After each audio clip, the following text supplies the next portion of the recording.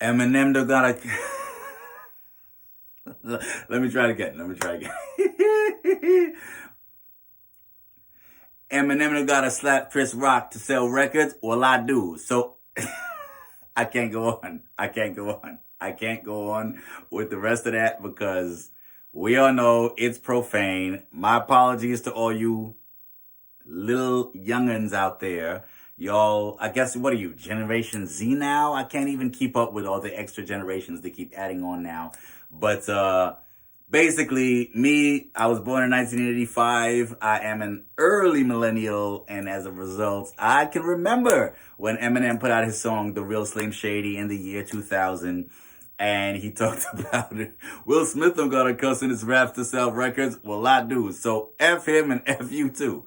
And so I figured when I saw, I don't believe this. I shouldn't laugh because it's really not right. He shouldn't have done that. But I remember, look, I don't watch the Oscars unless someone I know is holding or hosting a social gathering as an excuse to watch the Oscars and vice versa.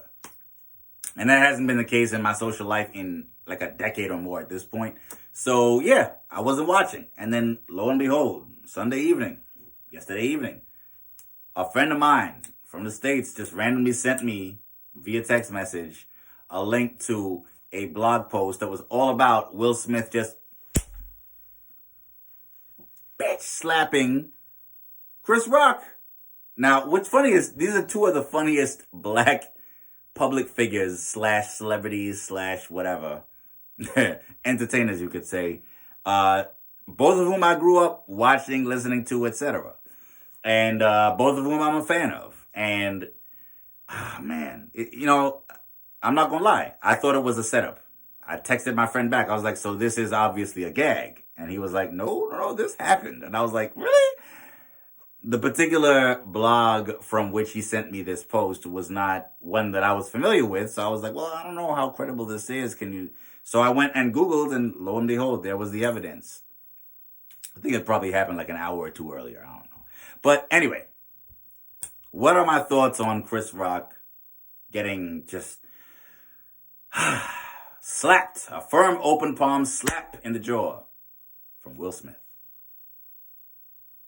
It has to be said up front. Will shouldn't have done that. Will shouldn't have done that. I do happen to be a big believer in the principle that when there's a provocation against you, your response or retaliation against it, if you're going to retaliate at all, ought to be proportionate and congruent. Forgive me for the legalese. I did go to law school. But, basically the punishment should fit the crime is the idea. So if somebody comes at you verbally, your clap back, if you choose to clap back at all, ought to be verbal as well. Now, somebody swings on you, literally, mind you, swings on you, right? Somebody swings on you physically, then you have the right to swing back. Unless somebody is there, a figure of authority, a police officer or whoever, to intervene and keep everybody safe without things spiraling into an all-out conflagration. But barring that, defend yourself. But if the issue is that somebody comes at you verbally, your clapback, again, if you choose to exercise your right to clap back, should be verbal as well. The punishment, by which I really mean the retaliation, the punishment should fit the crime, which in this context really means the retaliation ought to fit the provocation. In this case, the provocation was verbal. Now, Will Smith gave a verbal clap back to Chris Rock, but it came after the physical slap. And he walked up on Chris Rock on the stage. He didn't run up on him, literally. He walked up on him, which meant that he had at least a good few seconds to think it over. No matter how hot his head was, and let's not forget, initially he did however briefly, laugh at the joke. So I don't want it to seem like I'm trying to condone or, excuse what Will Smith did in this case. I will say I was a little surprised. We all know, I grew up on Will Smith, man. Fresh Prince, still my favorite sitcom of all time.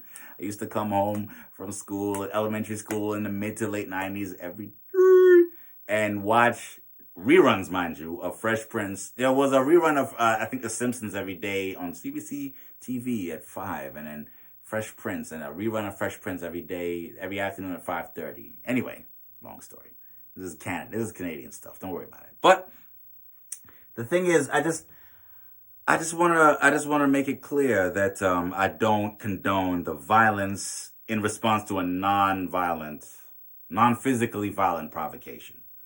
With that said, I do think we should at least acknowledge, though, that what Chris Rock said about Jada was off color and under the belt. I feel like it was a low blow. Now, I don't know for a fact that Chris Rock knew up front that Jada's hairdo, her close crop look, is a function of her struggles with alopecia. I myself, I'm not the best example to use because I don't follow celebrity gossip or celebrity stories that closely most of the time. Will Smith, I'm sure, knows a lot more about this. I'm sure Chris Rock knows a lot more about this than I do. But at the end of the day, do I know for a fact that Chris Rock knew up front that Jada Pinkett-Smith's close cropped hairstyle was a function of her alopecia struggles? I don't know that for a fact. I can't swear to that. And I suppose it counts for something if Chris did not know that up front. But even so, I will say this. I'm not a big fan of this idea that comedians in particular, especially top-notch, top-tier comedians like Chris Rock, comedians who are among the most legendary and successful and lucrative comedians of all time, should be able to just say whatever they want to about anybody they want to and not have to deal with any kind of consequences. I'm not saying the consequence should be violence like this, but I am saying you should be, and the thing is, I give Chris Rock his props for this. He is my favorite stand-up comedian of all time. Let me just say that right now. But my favorite sketch comedian of all time is Dave Chappelle, but my favorite stand-up comedian of all time is Chris Rock and always will be Chris Rock. I know a lot of people who think that Chappelle actually edged out Chris in the stand-up category. Not even, no. I wouldn't say not even close, but no. Chris still takes it if you ask me. With that said, as a comedian, you gotta know, especially if you want to be transgressive. And Chris does believe in that to some extent. I'm not saying that just based on his track record. I'm saying that based on interviews he's given over the years. Years ago, he talked about how, nowadays I don't even perform on college campuses anymore because they're too woke and too politically correct, and, you know, they're too easily offended. So right off the bat, you know that he believes in comedy as a transgressive art form. And I get that. But what does transgression mean? It means stepping on toes, almost by definition. Hell, maybe actually by definition. And if you're going to step on other people's toes for a living, you got to know somebody's going to swing back at you at some point, whether literally or figuratively. So if you're going to bust jokes about a woman's hair, especially a black woman's hair, and that's even if you didn't know that her hairstyle stems from struggles with alopecia, then you really should know. Even if you didn't know, you could and should have known up front that this would probably raise some dander. This would kick up some dust, start some static. Now, I'm not saying you should have seen a bitch slap from Will Smith coming on stage at the Oscars. And who would have seen that coming from Will Smith of all people anyway? But still, I remember years ago, I think it was the summer 2014, not long before she died, actually, you know, God bless her, Buonanima. But, I remember Joan Rivers, she used to get really upset whenever anyone would challenge her right to crack really, really off-color, harsh jokes at the expense of people, even people who nowadays they call it punching down, right? Cracking jokes at the expense of people who are less privileged than you are on a societal level.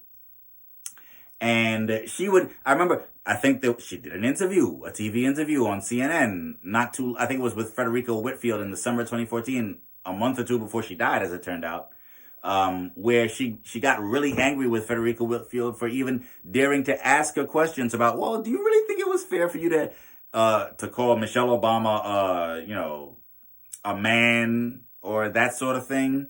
And she stormed off the set in a huff. And I remember thinking, you get paid millions of dollars a year to crack jokes at other people's expense. So you really feel like everybody else in society has to have a thick skin but you don't have to have a thick skin. Everybody else has got to be rough and tough and be able to let this stuff roll off their backs, but you get to be sensitive and you feel like you shouldn't have to take any kind of criticism? What? Come on. What sense does that make? A sensitive comedian? Somebody make that make sense for me. You know what I mean?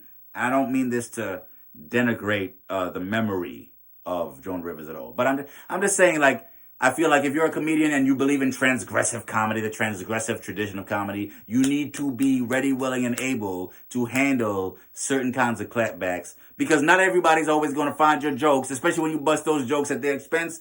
Not everybody's going to find it funny. And sooner or later, you keep that up long enough, harshly enough, sooner or later, somebody somewhere is going to want to clap back at you in some way, shape, or form. Maybe it was arguably inevitable that it would happen physically eventually. It just, who knew it would come from Will Smith of all people? But with that said, that doesn't mean that Will was right to respond the way he did. I think he would have had, I'm virtually certain he would have had a way more people on his team, on his side, if he had chosen to do it verbally.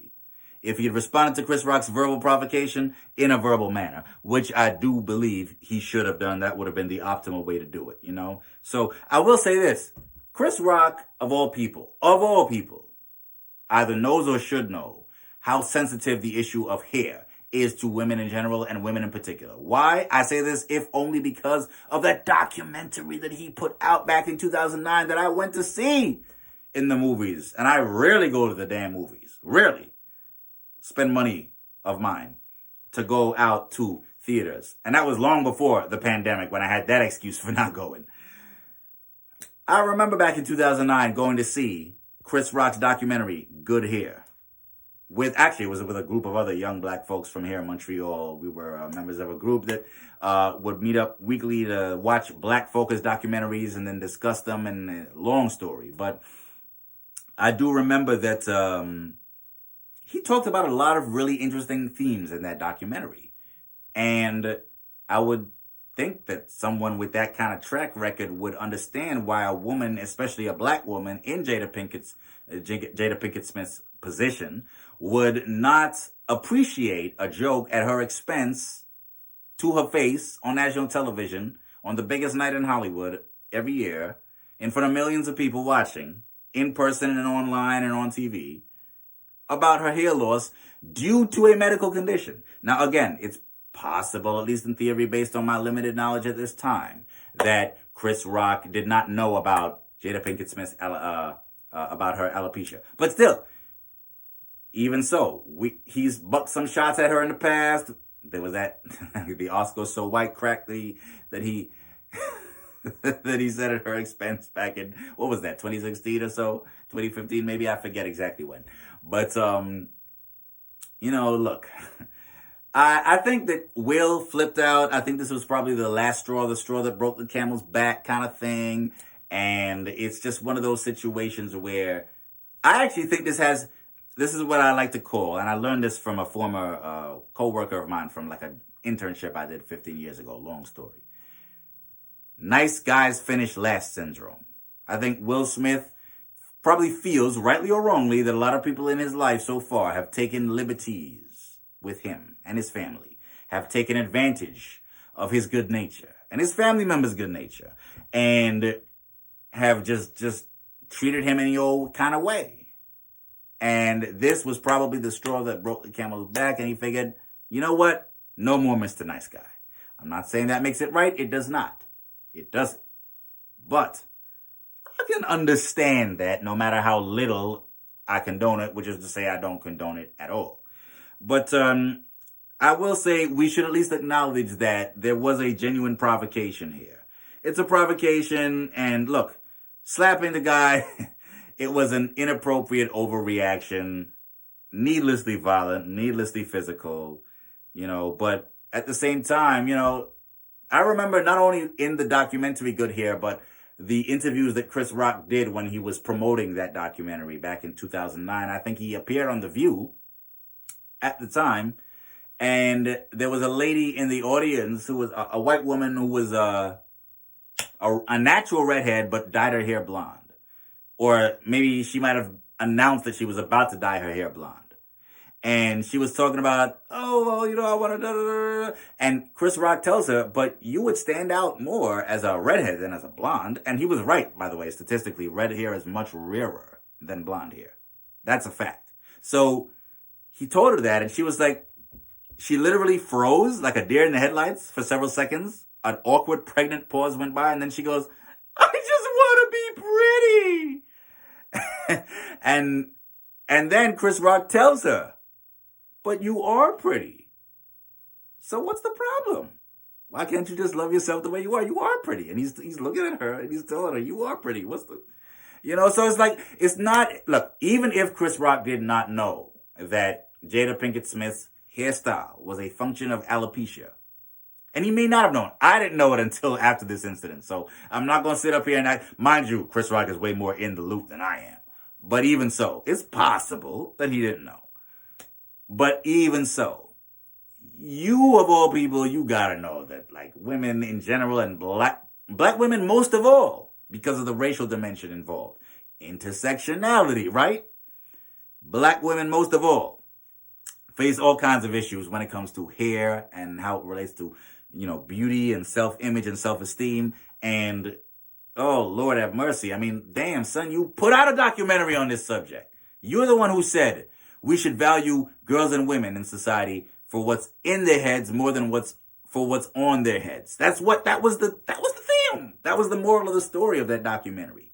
It was like Chris Rock was a modern day black Aesop, and that was the moral of the fable. So, that's the way I look at it. Like, Chris, one of the reasons I'm posting this is because a lot of folks are jumping on the damn you, Will Smith bandwagon. I'm not disagreeing with that. Will should not have swung. Even just with an open palm slap like that. Better a slap than a punch, I will say that. I'm pretty sure a punch is likely to do more damage than a slap. But with that said, I do think that we should at least acknowledge and recognize where Will's sentiment was coming from. Because I do see a lot of folks on social media acting as if they don't understand where what was coming from. Now, I will say this. He did initially chuckle at the joke. Mind you, I suspect that was him initially just giving into his Hollywood instinct, his Oscars instinct. This is not the first Academy Awards ceremony that he's attended. So that might have been him just saying, oh, yes, force of habit. I'll just play along with the joke and laugh.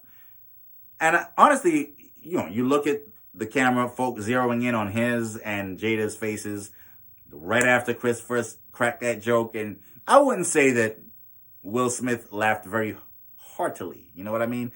It was kind of a half-hearted laugh, in my opinion. But there was a bit of a contradiction or internal tension, at least, between him initially laughing or chuckling or whatever, however mutedly, and then walking up on stage and just clocking Chris Rock in the face. What are you gonna do? But I will say that it's just a crazy situation. From what I hear, the Oscars, the Academy of Motion Picture Arts and Sciences, they're now contemplating possibly taking back Will Smith's award. It just so happened this is the same night that he finally won an Oscar for Best Actor, no less. And now they're reportedly contemplating perhaps taking it back. I hope they don't. Because I don't think that this incident, this loss of temper should overshadow everything that happened, everything that he accomplished, etc. But, and I will say, Will, you'd have done better to clap back verbally, whether it was right then and there. If anything, what I might have done if I had been in this position was walk up on stage and pretend to be about to swing on Chris Rock, but then pull the punch or the slap rather at the last second, and then put my arm around his shoulder and make a big joke out of it, and then and then maybe give him a noogie or something. I don't know. Play it off. That's how I would have probably tried to play it if it had occurred to me in the moment. But that would have probably been a better way for Will to handle it, and it would have made both of them look better. And I think it still would have communicated what Will wanted to communicate to Chris. Don't take too many more liberties with me and my wife and my family. But,